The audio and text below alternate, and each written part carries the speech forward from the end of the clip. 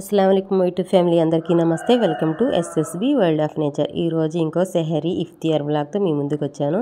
ఇక్కడ వచ్చేసి పప్పు చేశాను, పెసరపప్పుతో చేశాను। ఈరోజు కొంచెం చిక్కగా, ఎప్పుడు కందిపప్పు ఎందుకని చెప్పేసి ఇంకా చేపలు అయితే ఫ్రై చేస్తున్నాను। ఇంకా సెహరీ కోసం అన్నీ తీసి పెట్టాను అనమాట। ఇది వచ్చి దోసకాయ పచ్చడి రాత్రి చేశాను, చాలా రోజులైంది పచ్చడి అయితే చేసి, ఇంకా రాత్రి అయితే చేశాను అనమాట। ఇక్కడ వచ్చేసి చేపలు ఫ్రై చేశాను, పప్పు పెరుగు అన్నీ రెడీగా అయితే పెట్టేశాను అన్నం తీసేసి।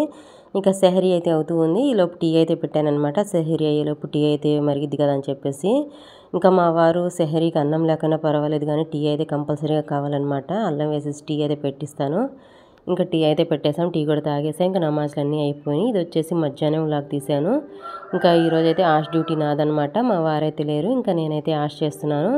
మీకు అంతకుముందు వీడియోలు చెప్పాను కదా, ఆయిల్ వేసిన తర్వాత లవంగా చెక్క ఇలాచి వేయాలి, ఆ తర్వాత ఆనియన్స్ పచ్చిమిర్చి వేయాలి, ఇంకా అందులోనే టమాటాలు ఇంకా అన్నీ వేసుకోవాలి మనం।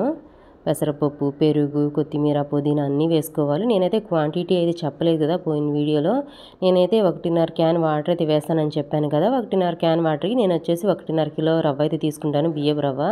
ఇంకా 1/2 కిలో పెసరపప్పు తీసుకుంటాను, 1/2 లీటర్ది పెరుగు ప్యాకెట్ అయితే తీసుకుంటాను, కిలో ఆనియన్స్, కిలో టమాటాలు అయితే తీసుకుంటాను।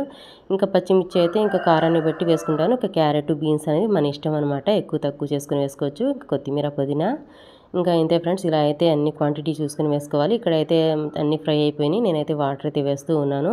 ఇంకా మూత పెట్టేసి ఇంకా ఇది ఎసరు రావడానికి మనకి 20 నిమిషాల వరకు పట్టిద్ది అనమాట టైము। ఇంక ఈ లోపు కొంచెం సేపు ఖురాన్ చదువుకుందని చెప్పేసి నేనైతే జాని మాసేసి ఇంకా ఖురాన్ అయితే చదవడానికి వెళ్తున్నాను।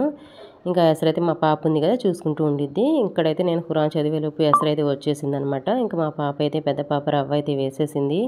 మా ఇంట్లో పిల్లలకు కూడా ఆష్ చేయడం వచ్చేసింది, చాలా రోజుల నుంచి చేస్తున్నాం కదా, ఇంకా ప్రతి రంజాన్కి మేమే చేస్తూ ఉంటాం। ఇక్కడైతే రవ్వ వేసిన తర్వాత కలిపేస్తే ఇలా పైన చూడండి ఆయిల్, కొత్తిమీర, పుదీనా, టమాటా అన్నీ కనిపిస్తూ ఉన్నాయి, పైన తేలుతూ ఉన్నాయి। ఒక 5 నిమిషాల తర్వాత చూడండి మరుగుతుంది। ఇప్పుడైతే మనకి ఇలా నురగలాగా వస్తుందన్నమాట।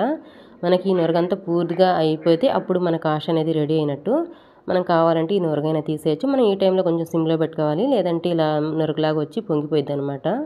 కొంచెం జాగ్రత్తగా కలుపుతూ ఉండాలన్నమాట। చూడండి ఇక్కడైతే ఆష్ అయితే చాలా వరకు రెడీ అయిపోయింది, మన నురగంతా వెళ్ళిపోయింది చూడండి। ఇంకా ఆష్ అయితే రెడీ అయిపోయింది, నేనైతే మూత అయితే పెట్టేస్తున్నాను। కొంచెం పూర్తిగా అయితే పెట్టినా అనమాట మూత, ఇలా కొంచెం సగం వరకు వేసేసి ఇంకా స్టవ్ అయితే ఆపేస్తాను, మధ్య మధ్యలో కలుపుతూ ఉంటాం అనమాట।